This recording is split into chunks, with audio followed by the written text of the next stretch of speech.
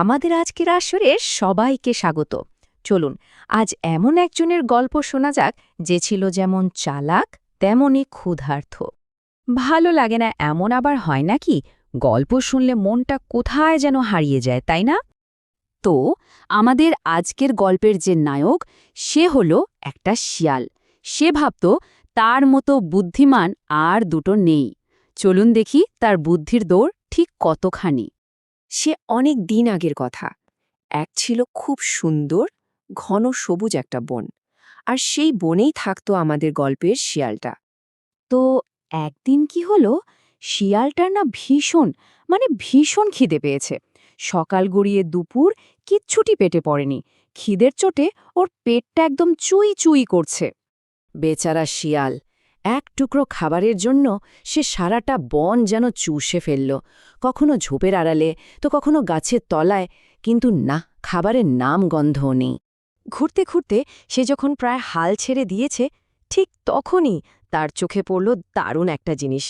কি বলুন তো? আরে, এই যে একটা আস্ত আঙুরের বাগান!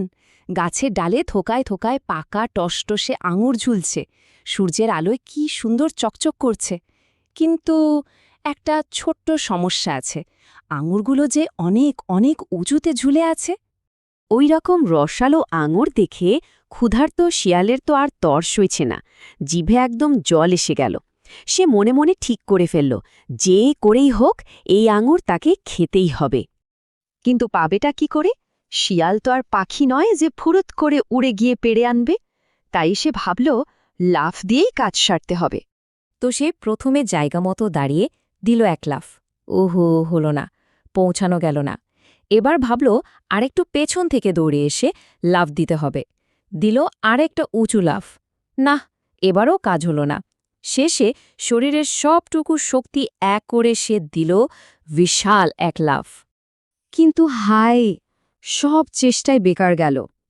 আঙুরের থোকাগুলো যেন তাকে দেখে মুচকি মুচকি হাসছিল আর হাওয়ায় দুলছিল। লাফাতে লাফাতে শিয়ালটা একেবারে ক্লান্ত হয়ে গেল। ধপাস করে মাটিতে বসে পড়ল সে। হাঁপাতে হাঁপাতে হতাশ চোখে আঙুরগুলোর দিকে তাকিয়ে রইল। সে মনে মনে ভাবল, আর একটা বার চেষ্টা করেই দেখি না। কিন্তু কোনো লাভই হল না। তার সব শক্তি যেন ফুরিয়ে গেছে। শেষমেশ সে বুঝল এই আঙুর তার কপালে নেই।